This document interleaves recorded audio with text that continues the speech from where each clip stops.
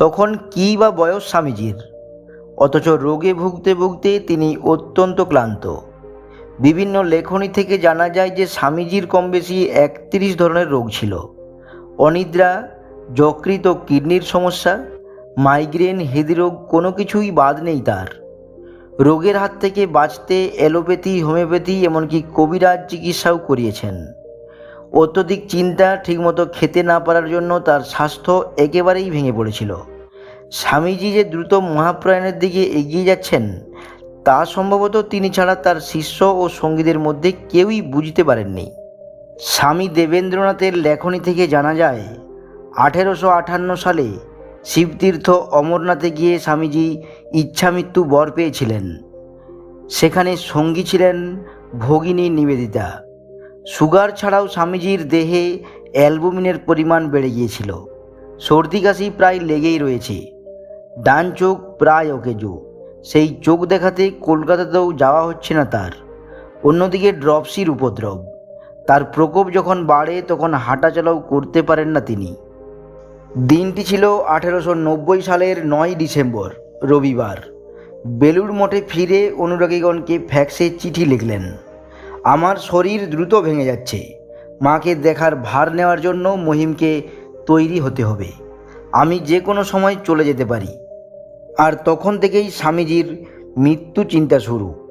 গুয়াহাটিতে হাঁপানি বাড়ে এবং শিলংয়ে অবস্থা এমন খারাপ হয় যে কতকগুলো বালিশ একত্রে করে বুকের উপর ঠেসে ধরতেন তিনি।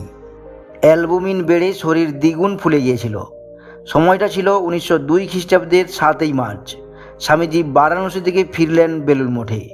শেষ পর্বে তিনি শরীর সম্বন্ধে নিয়মিত চিঠি লিখেছেন সিস্টার ক্রিস্টিনকে। তার বক্তব্য, হাঁপানি এবার পোষ মেনেছে। ডায়াবেটিস ও ব্রাইটিস ডিজিজ একেবারেই উধাও। দ্বিতীয় অসুখটি কিডনি সংক্রান্ত। নভেম্বরে আবার দুটি খারাপ খবর শোনা গেল। ডান চোখটা প্রায় নষ্ট হয়ে যাচ্ছে। সেই সময় আবার তিনি সর্দিতে বিছানাবন্দি। হাঁপানিও জাঁকিয়ে বসেছে। ধীরে ধীরে দৃষ্টিশক্তি হারাচ্ছেন। গুরু ভাইরা একবার ছুটছেন কবিরাজ মহানন্দ সেনগুপ্তের কাছে, আবার একবার ডাক্তার সান্ডার্সের কাছে। আর এরই মধ্যে হাওয়া বদলাবার জন্য আত্মীয় তথা শিষ্যা মৃণালিনী বসুর কাছে বড় জাগুলিয়ে গেলেন স্বামীজি। শেষ পর্বে স্বামীজির রোগের তালিকায় নতুন সংযোজন উদরী পেটে জল হওয়া। তিনি তার শরীর নিয়ে বেশ হতাশায় ভুগছিলেন। জুন মাসের শেষের দিকে কবিরাজি চিকিৎসার উপর সম্পূর্ণ নির্ভর না করে বরাহনগরে খ্যাতনামা ডাক্তার মহেন্দ্রনাথ মজুমদারকে ডেকে পাঠানো হয়। রামকৃষ্ণদেব বলতেন, নরেন যবে বুঝতে পারবে যে তার কাজ সম্পন্ন হয়েছে তখন সে নিজেই চলে যাবে। স্বামীজির প্রয়াণের ইঙ্গিত পেয়েছিলেন নিবেদিতাও। জানা যায় মৃত্যুর মাসখানেক আগে নিবেদিতাকে স্বামীজি জানিয়েছিলেন, আমার যা দেবার ছিল তার দিয়ে ফেলেছি, এখন আমাকে যেতে হবে। মৃত্যুর ঠিক 2 দিন আগে নিবেদিতাকে বেলুড় মঠে নেমন্তন্ন করেন স্বামীজি। 1902 সালের 2রা জুলাই স্বামীজি ও তার প্রিয় শিষ্যা নিবেদিতার শেষ সাক্ষাৎ হয় বলে জানা যায়। গুরু সেদিন পরম পিতা, শিষ্য যেন তার স্নেহের কন্যা। গুরু যত্ন করলেন ঠিক যেন শিশুর সেই লাস্ট সাপার। নানান পদ দিয়ে পরম যত্নে নিবেদিতাকে খাওয়ালেন স্বামী বিবেকানন্দ। নিবেদিতার হাত ধোয়ানোর জন্য নিজের হাতে জল ঢেলে দিয়েছিলেন স্বামীজি। নিবেদিতা প্রথমে কিছুই বুঝতে পারেননি। তিনি অবাক হলে স্বামীজি বলেছিলেন যে, তুমি যিশুর কথা পড়নি? যিশু তার শিষ্যদের পা ধুয়ে দিয়েছিলেন। আর তাতেই চমকে গিয়েছিলেন নিবেদিতা, কারণ যিশুর এই কাজ তো মৃত্যুর ঠিক আগেই। যিশু যেমন ক্রসিফিকেশনের আগে তার শিষ্যদের নিজের হাতে খাইয়েছিলেন, এক্ষেত্রেও তাই হলো। সেদিন ছিল একাদশী, স্বামীজি কিছুই খাবেন না। তাই তিনি নিবেদিতাকে নিজে খাওয়ালেন এবং খাওয়ানোর পর হাত ধুয়ে মুছিয়ে দিলেন। বিব্রত হয়ে পড়লেন নিবেদিতা। কোথায় তিনি নিজে গুরুর সেবা করবেন তা নয়, উল্টে গুরুই তার যত্ন পরিচর্যা করছেন। লজ্জিত শিষ্যাকে স্বামীজি শিষ্যার স্বজাতির কথা মনে করালেন। এবার বিচলিত নিবেদিতা। যিশু যেমন জীবনের শেষ লগ্নে শিষ্যদের সেবা করিয়েছিলেন, তবে কি স্বামীজিও? জোসেফিন ম্যাকলাউডের লেখা থেকে জানা যায়, স্বামীজির মৃত্যুর 2 দিন আগে তার স্কুলের একটি বিশেষ বিজ্ঞাপন পড়ানো হবে কিনা সেই ব্যাপারে স্বামীজির মতামত নিতে বেলুড়ে গিয়েছিলেন নিবেদিতা। স্বামীজি উত্তরে বলেছিলেন, তুমি যা করতে চাইছো হয়তো সেটাই ঠিক। জাগতিক কোনো কিছুতেই আর মন দিতে পারছি না। আমি এখন মৃত্যুর জন্য নিজেকে প্রস্তুত করছি। এরপর আর গুরু শিষ্যের সাক্ষাতের কথা শোনা যায়নি। স্বামীজির জীবনের শেষ দিন নিয়ে বহু লেখা প্রকাশিত হয়েছে। দিনটি ছিল 1902 সালের 4 জুলাই, শুক্রবার। এলো সেই অভিশপ্ত দিন। এই দিন খুব সকালে ঘুম থেকে উঠে স্বামীজি মন্দিরে গেলেন উপাসনার জন্য। অসুস্থতার কোনো লক্ষণ নেই, একেবারে সুস্থ স্বাভাবিক শরীর।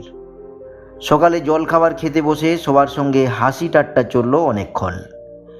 তিনি স্বামী প্রেমানন্দকে বললেন, আজ প্রাণ খুলে খেতে ইচ্ছে করছে। কবিরাজও মাস দুয়েক আগে মাছ, তেল, নুন সব খাওয়ার অনুমতি দিয়ে দিয়েছিলেন। বর্ষার ঠিক মাঝামাঝি সময় ঠিক হলো সেদিন ভাত, মাছ, তরকারি সবই খাবেন স্বামীজি। প্রেমানন্দ বেরোলেন গঙ্গার ইলিশের জন্য। সদ্য তোলা সেই ইলিশের জৌলুসই আলাদা। সেই খবর শুনে স্বামীজিও পৌঁছলেন সেখানেও রঙ্গরসিকতা হলো। মঠের এক তরুণ শিষ্যের সঙ্গে রসিকতা করছিলেন। তার বাড়ি ওপার বাংলায়। তাই স্বামীজি বলেছিলেন, তোরা নাকি নতুন ইলিশ পেলে পুজো করিস, তো কি দিয়ে পুজো করতে হয় কর। এরপর স্বামীজি হাঁটতে বেরোলেন। সঙ্গে ছিলেন প্রেমানন্দ। হঠাৎ স্বামীজি তাকে বললেন, আমায় কেন নকল করবি? ঠাকুর নকল করতে বারণ করতেন। আর আমার মতো উড়ন চড়ে হবি নে। প্রেমানন্দ তো অবাক, হঠাৎ এ কথা। 8:30 নাগাদ স্বামীজি ধ্যান শুরু করলেন। প্রেমানন্দকে বললেন, আমার আসন ঠাকুরের শয়নঘরে করে চারিদিকের দরজা বন্ধ করে দেয়। সেই দিন প্রায় 2.5 ঘন্টা ধ্যান করে বেলা 11টা নাগাদ উঠলেন এবং নিজে হাতে ঠাকুরের বিছানা ঝেড়ে দিয়েছিলেন। 11:30 নাগাদ মঠে দুপুরের খাওয়া দাওয়া হতো। এই কদিন তাকে নিজের ঘরে আলাদা করে খেতে দেওয়া হতো, কিন্তু সেদিন তিনি বললেন, আজ সবার সঙ্গে খাবো। সেদিন প্রেমানন্দকে বলেছিলেন, শুধু ঝোল নয়, গোটা কতক মাছ ভাজাও করতে বলো। ভাজা ইলিশের স্বাদই অপূর্ব, আর একটু মাছের টকও করতে বলো। সেদিন মঠের সবার জন্য তাই হয়েছিল। সবার সঙ্গে গল্প করতে করতে ইলিশের তেল দিয়ে অনেকখানি ভাত খেলেন স্বামীজি। ঝোলে তেমন নাকি ঝাল হয়নি, তাই কাঁচা লঙ্কা ডালে নিলেন। তারপর শান্তি। শেষ পাতে মাছের অম্বল। বহুদিন পরে সেই খাওয়া দেখে শিষ্যরা বেজায় খুশি। বললেন, একাদশী করে খিদেটা খুব বেড়েছে। খাওয়া দাওয়া শেষে মিনিট 15-20 আরাম করলেন এবং তারপরেই উঠে পড়লেন। প্রেমানন্দকে নাকি বলেছিলেন, আজ আমার ঘুম হলো না, একটু ধ্যান করে মাথাটা খুব ধরেছে, ব্রেন উইক হয়েছে দেখছি। সেদিন দুপুর 1টা থেকে 4টে, অর্থাৎ প্রায় ঘন্টা 3 ক্লাস নিলেন লাইব্রেরির ঘরে। সাধু ব্রহ্মচারীদের পাণিনির ব্যাকরণ পড়ালেন। এই দীর্ঘ ক্লাসের পর স্বামীজিকে একটু ক্লান্তই দেখাচ্ছিল। এরপর 1 কাপ গরম দুধ খেয়ে একটু হাঁটতে বেরোলেন। সেদিন প্রেমানন্দকে নিয়ে বেলুড়ের বাজার পর্যন্ত গিয়েছিলেন, প্রায় মাইল 2-1 দূরত্ব। তিনি এতটা হাঁটতেন না তখন। ঘণ্টাখানেক পরে মঠে ফিরলেন। আম গাছের তলায় বেঞ্চে বসে বলেছিলেন, আজ শরীর যেমন সুস্থ, বহুদিন এমন বোধ করি না। সময় তখন সন্ধ্যা 7টা। স্বামীজির অস্বস্তি শুরু হলো। সন্ধ্যা আরতি হতেই নিজের ঘরে চলে গেলেন তিনি। ব্রজেন্দর কাছে 2 ছোড়া মালা চেয়ে নিয়ে কাউকে আসতে বারণ করলেন ঘরে। মিনিট 45-এর মধ্যেই অস্বস্তি আরও বেড়ে গেল। তিনি বললেন, খুব গরম লাগছে, জানলাগুলো খুলে দাও। তার কথা মতো জানলাগুলি খুলে দেওয়া হলো এবং তিনি মেঝেতে শুয়ে পড়লেন। তখনও হাতে জপমালা। তালপাতার পাখা দিয়ে বাতাস করছিল শিষ্যরা। তিনি হঠাৎ বলে উঠলেন, আর বাতাস করতে হবে না, একটু পা টিপে দাও। ঘণ্টাখানিক এমনই চলল। শিষ্যরা হঠাৎ দেখতে পেলেন তার ডান হাতটি কাঁপছে আর মাথার থেকে ঘাম ঝরছে। হঠাৎ স্বামীজি শিশুর মতো কান্নাকাটি করতে শুরু করলেন। ধীরে ধীরে শ্বাস প্রশ্বাস নিতে তার কষ্ট হতে শুরু করল। মিনিট 10-এর মাথায় বালিশ থেকে মাথা পড়ে গেল।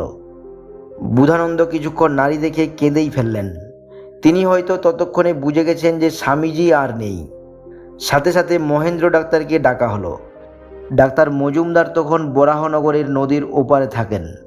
ব্রহ্মানন্দ, শারদানন্দ এবং ডাক্তার মজুমদারের মঠে পৌঁছাতে পৌঁছাতে প্রায় 10:30 বেজে গেল। বেশ কিছুক্ষণ হাট সচল করার চেষ্টা করার পর রাত 12টা নাগাদ ডাক্তার স্বামীজিকে মৃত ঘোষণা করলেন, কিন্তু দেহদাহ করার অনুমতি মিলল না, ডেথ সার্টিফিকেটও পাওয়া যায়নি। এমনই নানা অপমান স্বামী বিবেকানন্দকে সহ্য করতে হয়েছিল মৃত্যুর পরেও। কিন্তু তিনি তো মহামানব, একা একটা যুগ নিজের কাঁধে বয়ে নীরবে চলে গিয়েছেন। কিভাবে স্বামীজির মৃত্যু হয়েছিল এই নিয়ে মতবিরোধ রয়েছে। চোখগুলো নাকি জবা ফুলের মতো লাল হয়ে গিয়েছিল, নাক মুখ দিয়ে অল্প রক্ত বেরোনোর চিহ্নও ছিল। বিপিন ঘোষ বলেছিলেন সন্ন্যাস রোগে মৃত্যু হয়েছে স্বামী বিবেকানন্দের। অন্যদিকে মহেন্দ্র ডাক্তার বলেছিলেন হৃদস্পন্দন বন্ধ হওয়ার কারণেই তার মৃত্যু হয়েছিল। আবার কেউ কেউ বলেছিলেন মাথার ভিতরের কোনো শিরা ছিঁড়ে গিয়েছিল। কিন্তু ডেথ সার্টিফিকেট না থাকায় এই রহস্যের কোনো সমাধান সম্ভব হয়নি। সকলকেই এইভাবে অপ্রস্তুত করে দিয়ে অকালেই বিদায় নিয়েছিলেন বাংলার সর্বকালের অন্যতম শ্রেষ্ঠ মনীষী স্বামী বিবেকানন্দ। বন্ধুরা, আজ এ পর্যন্তই। আবার দেখা হবে পরবর্তী ভিডিওতে।